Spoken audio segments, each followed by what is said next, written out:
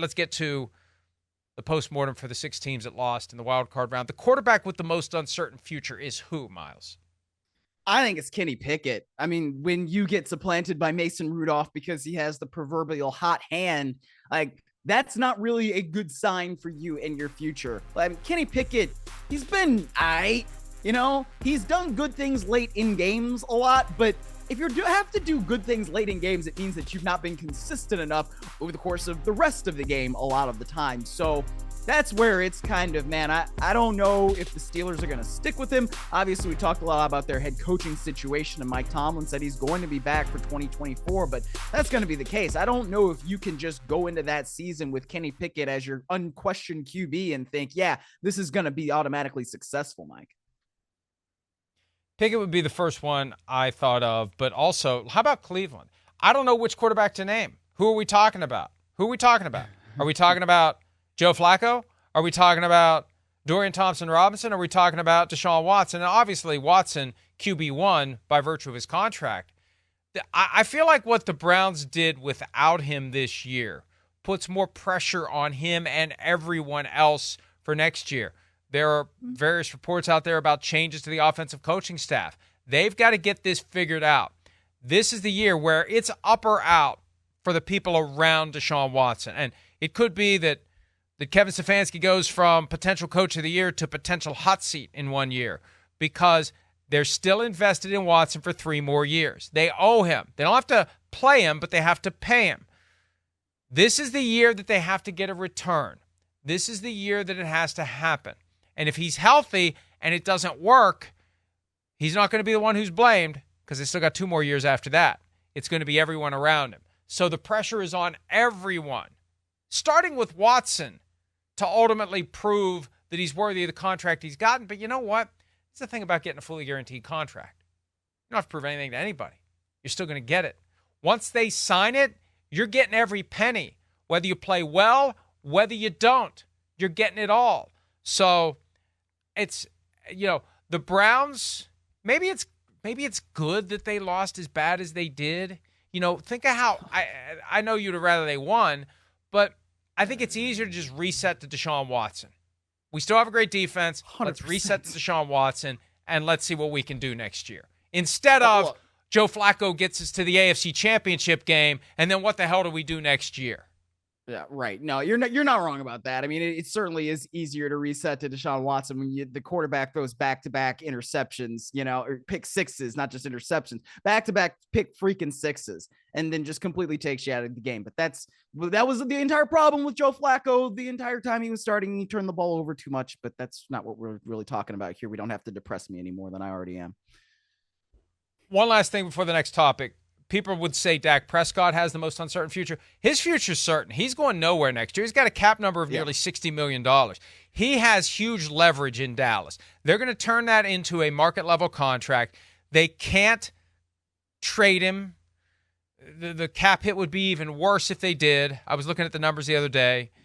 They're stuck at 59.4 if they don't do anything. And the way his contract's structured, it's the last year of his deal, and they can't franchise tag him in 2025. So he's going to get a long-term contract. Whoever coaches that team had better be on board with it. And Prescott's the one who said, if Mike McCarthy's on the hot seat, I should be too. The reality is his contract, unless he's going to tear it up, his contract makes it very difficult for the Cowboys to do anything other than bring him back. The team that's closest to the Super Bowl of the 6 that lost this past weekend is who, Myles?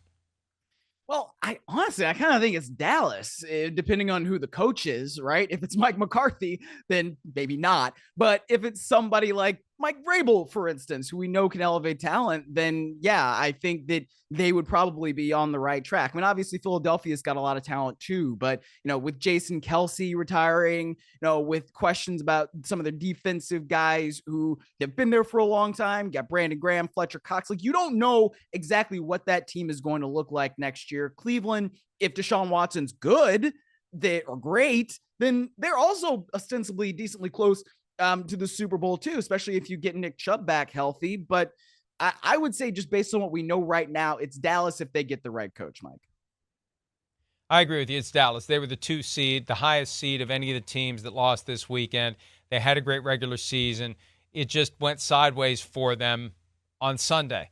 But they've got enough continuity, consistency. The Eagles, I'm tempted to say, but yeah, and the Eagles had that just whatever that was. I want to get to the bottom of whatever the hell happened before I could have any faith in them turning it around next year. Like, I don't even know in September if they're going to have it figured out if they don't make a coaching change. All right, the team that's farthest from the Super Bowl of the 6 that lost in Super Wildcard Weekend is who, Myles? I think it's probably the Dolphins. And, some of that's on the quarterback, some of that's on coaching. So that's just on the situation in the AFC where you've got elite QBs like Patrick Mahomes, like Joe Burrow, like Lamar Jackson, like Josh Allen. Like, it looks like CJ Stroud is another one that's going to be in that conversation. And if that's the case, man, how are you going to be able to leapfrog all of those teams, especially when one is in your own division? That's tough. So I right now, I think it's the Dolphins.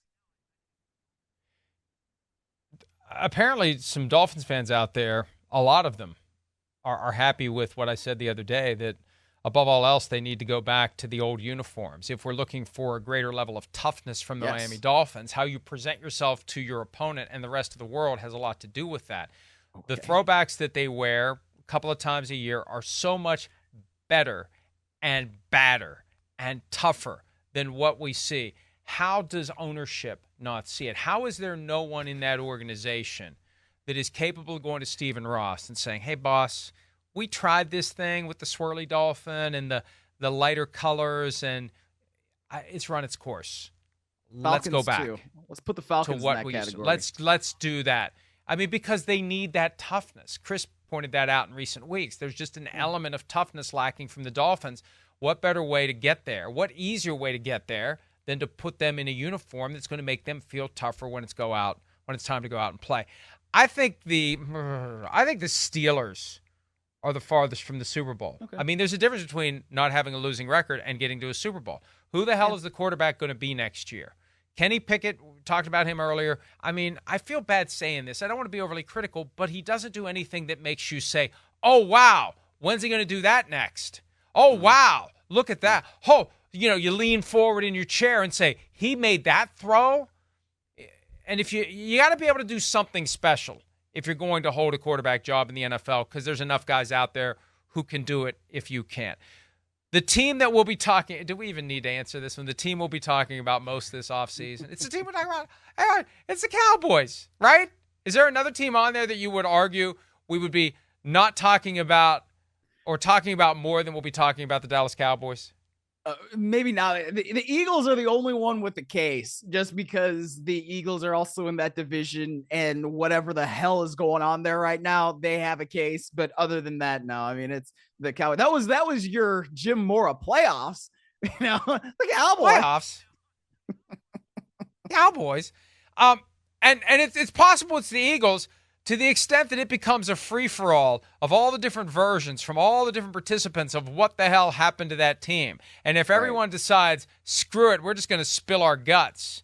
And, look, you mentioned the possibility of a culture shock if Bill Belichick would end up in Kansas City. I mean, if the way these dominoes fall today is Nick Sirianni's out and Bill Belichick's in Philly, that could be the ultimate shock to the system of all the Eagles players. I mean, they may not react to it very well at all. You may have a room full of Darius Slays who say, get me the hell out of here. So, where Belichick lands, if he lands with one of these 6 teams, we're going to be talking about that team a lot, maybe for good reasons, maybe for bad. Hi, it's Mike Florio. Thanks for watching PFT on YouTube. Hit subscribe for the latest news and analysis from Pro Football Talk.